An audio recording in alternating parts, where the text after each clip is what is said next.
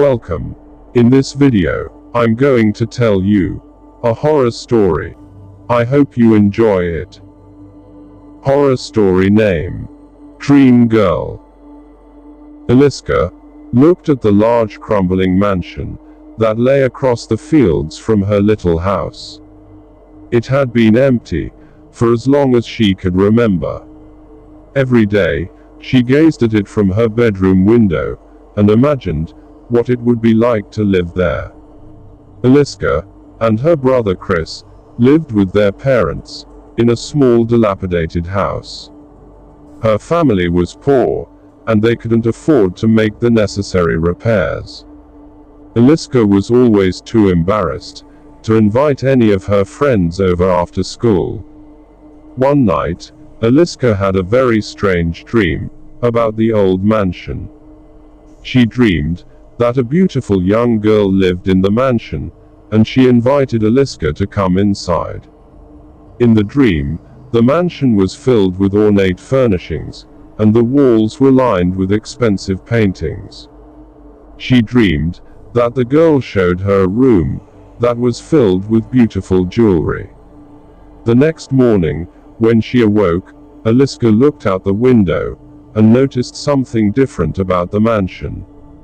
It looked as if the walls had been freshly painted, and there were curtains in the windows. It seemed like someone had moved in after all.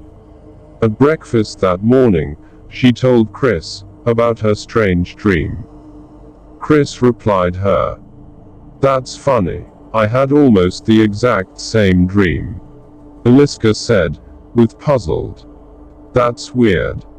Chris nodded in agreement. That evening, when Eliska and Chris were playing in the field beside their house, they met a strange young girl. She was a beautiful girl, with long black hair and dark eyes. She was wearing an exquisite dress that shimmered in the fading light. She said, "Hello." Chris replied her, "Hi, who are you?" The girl said, "My name is Angela. I'm your new neighbor. My parents and I just moved into the mansion over there." When she heard this, Eliska's mouth dropped open in astonishment. She was lost for words. Chris said, "I'm Chris, and this is my sister Eliska." Angela said, as she shook their hands, "Pleased to meet you. Since I'm new in town, I don't really know anyone. Would you two be my friends?" Eliska said eagerly, "Of course." Chris said, "Sure." Angela said, "I'm so glad. Would you like to come and see our mansion?" Eliska said, "We would be delighted." Together, they walked through the tall grass until they came to the mansion. Angela opened the front door, and they followed her inside. The house was beautiful. It was filled with ornate furniture, and expensive-looking paintings adorned the walls. When they went into the living room, they saw an elaborate chandelier hanging from the ceiling. Angela said, "Hello, Mother. Hello, Father." Her parents were sitting on the sofa, reading newspapers. They didn't look up as the youngsters filed past.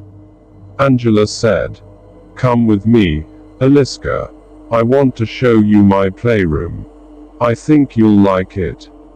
She opened a door and ushered Eliska inside. Eliska couldn't believe her eyes. It was exactly like the room she had seen in her dreams. The walls were lined with glass cases containing beautiful, intricate jewelry that sparkled in the light. Eliska couldn't take her eyes off it. She was mesmerized. Angela said, "Try on anything you like. I'll let you keep whichever one you like the most." Eliska gasped as Angela left the room, shutting the door behind her. The girl moved from case to case, examining all the gorgeous necklaces, earrings and brooches. She didn't know how much time had passed, but the spell was broken by a loud scream. It came from outside, and it sounded like her brother's voice. All of a sudden, she looked around, and saw that the room was changing. There were cobwebs, and dark stains on the ceiling. The faded wallpaper was peeling off the walls.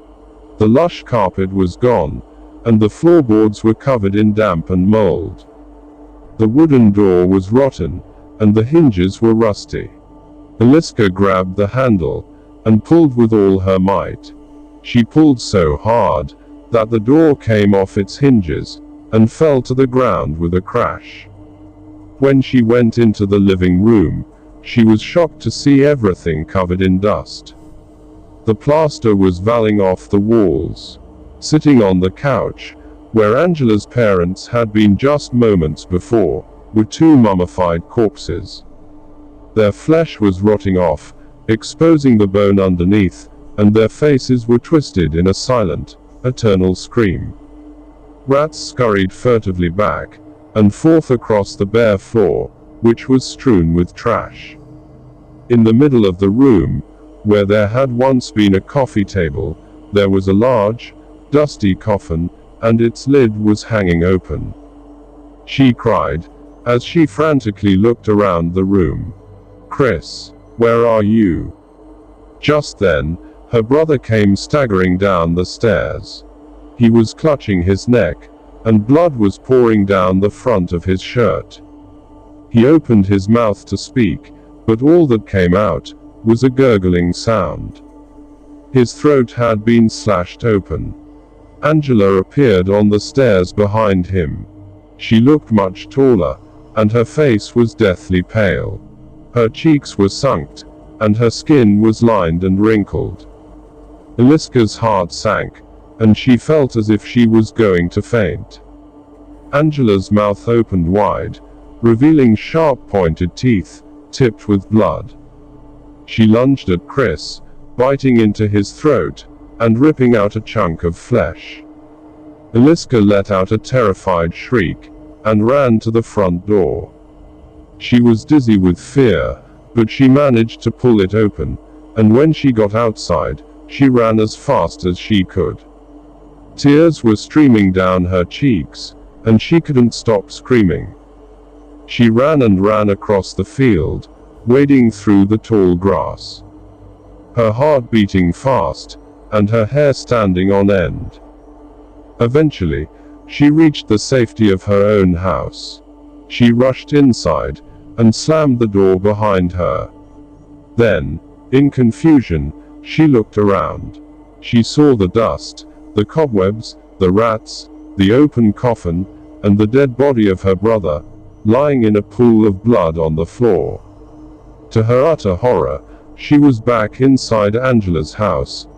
And there stood Angela, smiling from ear to ear, with blood dripping down her chin. Before Eliska had a chance to react, Angela grabbed her by the shoulders, and pulled her close. The last thing Eliska felt before everything went black, was a pair of fangs sinking into her neck. No, no, no, no, no, no, no, no!